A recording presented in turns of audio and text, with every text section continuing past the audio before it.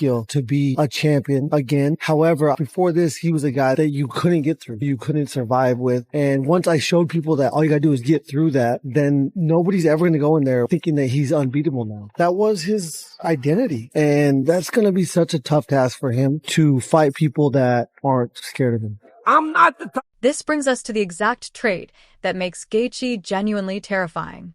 He possesses a completely different category of power. If you ask the fighters who have traded leather with him, they all state the exact same thing. His skeleton feels dense, his hands hit like concrete blocks, and his impact is unlike anything else in the division. That is a unified consensus among elite martial artists, which gives the claim massive credibility.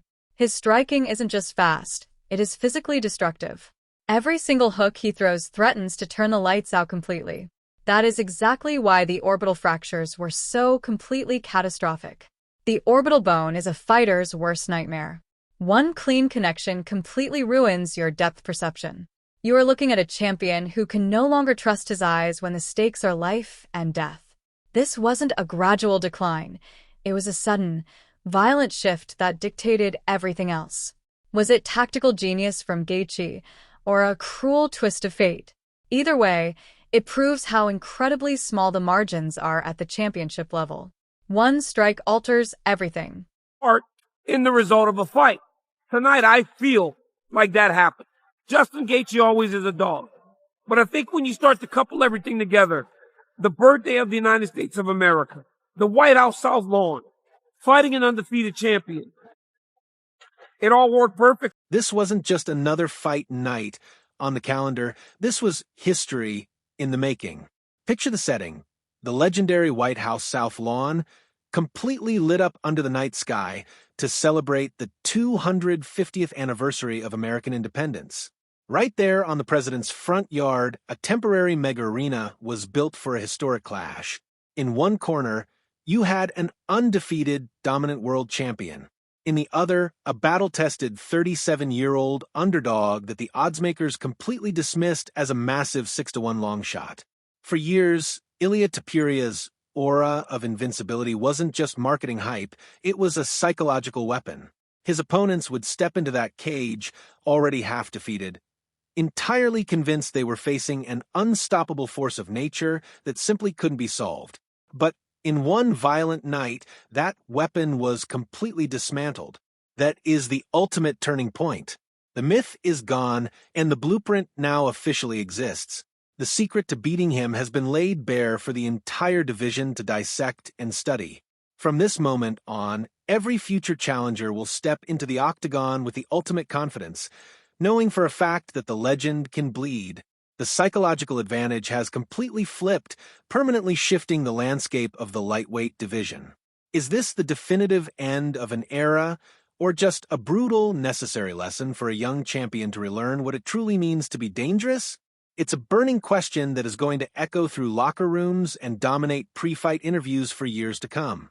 The visual, him walking past all the former presidents, American flag draped over his shoulders, it just gave you goosebumps.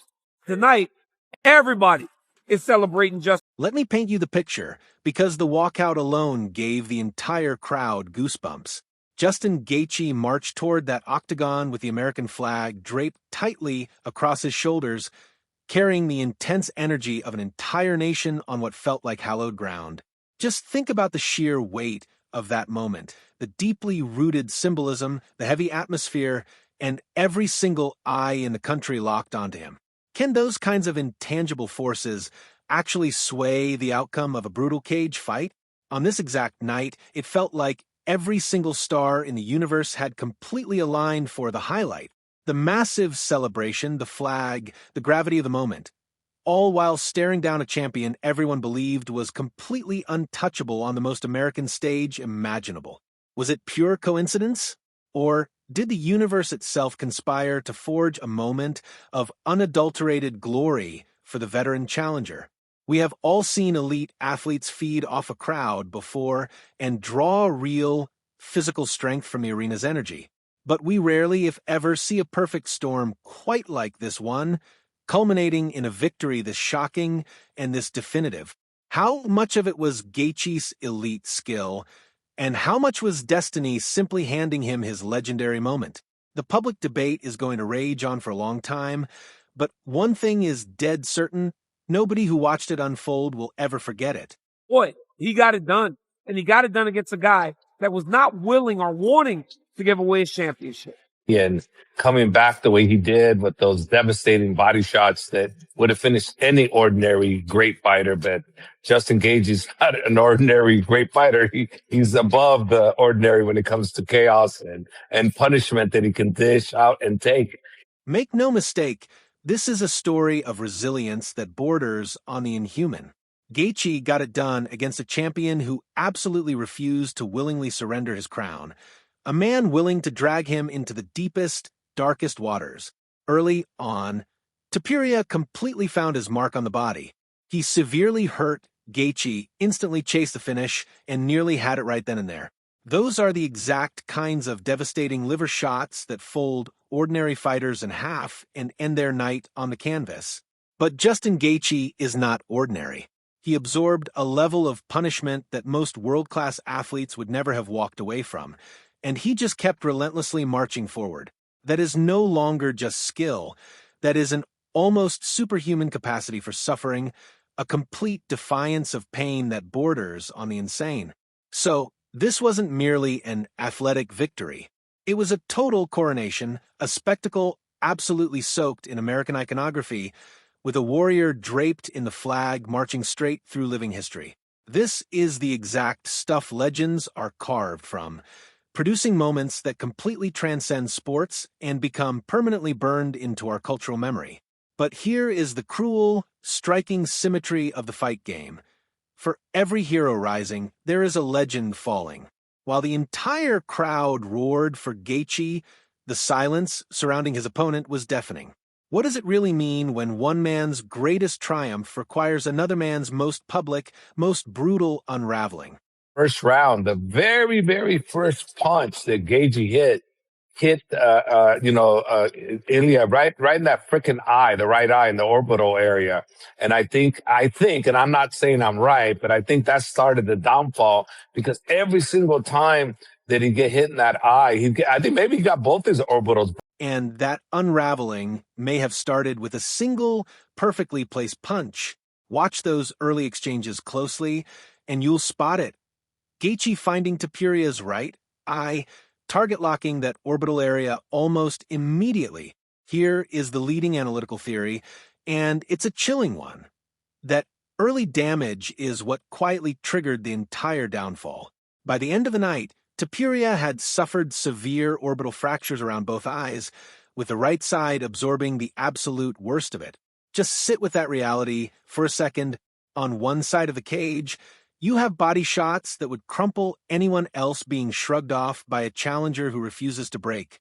On the other side, you have a dominant champion slowly losing his ability to see clearly in the single most dangerous environment on Earth. That is the exact kind of hidden, debilitating factor that never shows up on a casual highlight reel, but it completely rewrites the story of a fight. It shifts the conversation away from a simple "the underdog got lucky" narrative into something far more surgical and analytical. It leaves you with a question that should send a genuine shiver down your spine. What if this entire fight was effectively decided long before the crowd even understood what was happening? He has some power, right? He has something different in his hands. His bones are a lot thicker. Like every fighter that's fought him said that he's probably the hardest hitter they've ever faced. Which brings us to the exact trait that makes Gaethje so genuinely terrifying. He has power, but it is a completely different category of power. If you ask the fighters who have actually stood across from him inside that cage, they will all tell you the exact same thing. His bones feel thicker, his hands feel like concrete blocks, and he hits harder than anyone they have ever faced in their entire lives. That isn't just one person's opinion. It is a widespread consensus among elite, world-class athletes, which lends the claim massive credibility. His striking isn't merely highly skilled, it is physically exceptional. Every single shot he throws carries the genuine threat of ending the night right then and there. That is exactly why the orbital damage was so incredibly catastrophic. The orbital bone, just hearing those words makes you wince, doesn't it? one clean punch, and suddenly it's not even about managing pain anymore. It's about severely compromised vision. It's about a dominant champion who can no longer trust his own eyes when the stakes could not possibly be higher. Make no mistake, this wasn't a slow, grinding decline. It was an immediate, devastating impact that set the tone for absolutely everything that followed. So, was it tactical genius from Gaethje landing that precise, perfect shot, or a cruel twist of fate that no game plan on earth could have defended against? Either way, it clearly shows you just how razor-thin the margins really are at this elite level. One wrong move, one unfortunate strike, and the entire arc of a career changes forever. Boy, got that dog in him. And I know everybody wants to kick Topuria while he's down, but I think it's obviously the guy talks a lot, does very dumb stuff, very cocky. But I think it's one of those things where it's not kicking him while he's down, it's raising Justin, right? I think the performance that Justin put on, especially when everybody counted him out after the Paddy Pimblett fight, he just showed, man. That boy has the most violent. But here is where the criticism gets real, because not all of this can be blamed on bad luck. Look closely at that first round. Topuria stayed patient, sure, but he was walking forward like the danger didn't even exist, almost as if he didn't respect Gaethje's power at all. Against a notorious knockout artist, marching straight into the pocket while eating clean shots is a dangerous game, especially since those punches hurt significantly more when you are feeding them your own forward momentum. This strongly hints at overconfidence from a champion who had quietly started to believe he was completely untouchable. And honestly, why wouldn't he? Up until that night, he had dismantled everyone in his path. He was undefeated, the heavy betting favorite, and universally hailed as one of the very best pound-for-pound fighters alive. Why change a formula that had never failed him once? But Gaethje's physical gift, those concrete hands, turns that exact mindset into a death sentence. You can train an athlete for speed, for endless endurance, and for flawless technique. But how do you actually prepare for a man whose very anatomy seems built for pure demolition? That is the true depth of the problem Topuria unexpectedly walked into, leaving us with the ultimate question. Did he genuinely miscalculate that power, or was he completely blinded by his own legend? Control the range on Justin. He was finding into his web. He tried. You know what I'm saying? Like there was nothing there. Everything was just straight on here. I think you need to watch it a little bit more again. No, I think you need to watch it again. The story of this. It's not Ilya fought bad. Justin knows what he's doing. Ilya didn't do anything different. That's exactly what I'm trying to tell you. There was no adjustment on his size, Kamaru. No, because he's finished everyone with it.